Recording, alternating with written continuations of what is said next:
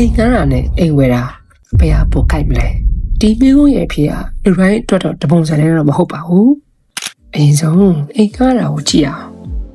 အိမ်ငှားတာရဲ့အားသာချက်ကတော့လွတ်လပ်မှုပါပဲအလိုပြောင်းခြင်းလို့ဖြစ်ဖြစ်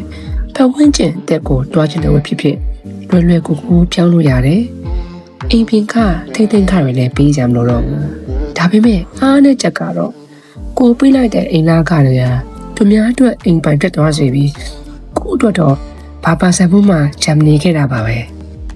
ကဲအိမ်ဝယ်တော့ကြည့်အောင်အိမ်ဝယ်တာကိုကြည့်မယ်ဆိုရင်တော့တည်ငြိမ်မှုနဲ့ပိုင်ဆိုင်မှုပေါ့လားစင်ပြရတဲ့အိမ်သားကသူများအိတ်ကတ်တဲ့ရောက်သွားတာမဟုတ်ပဲကိုပိုင်ဆိုင်မှုအတွက်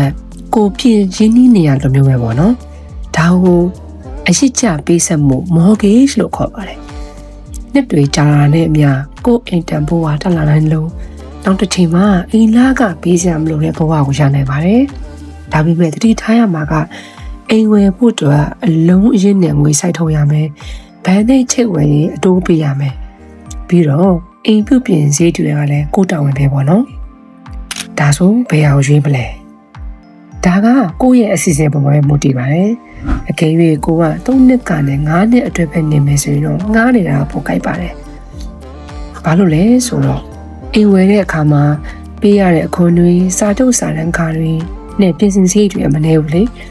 ဒါပေမဲ့တင်းက9နှစ်တက်ပိုးပြီးအခြေကျနေထိုင်မယ်ဆိုရင်တော့ဝယ်တာပိုကောင်းတဲ့ရွေးချယ်မှုဖြစ်ပါလိမ့်မယ်သက်ထားမှာကအိမ်ငှားတာလွတ်လပ်မှုကိုဝယ်တာဖြစ်ပြီးအိမ်ဝယ်တာကတော့ဒီနေနဲ့အနာဂတ်ကိုတည်ဆောက်တာပဲဖြစ်ပါတယ်နောက်ထပ်ဘယ်လိုကြောင်းတာတွေကိုသိချင်လဲဆိုတာလည်းကိုရေးပြီးသိခဲ့ပေးပါကျွန်တော်တို့ Finland News Channel ကို follow လုပ်ဖို့မမေ့ပါနဲ့နော်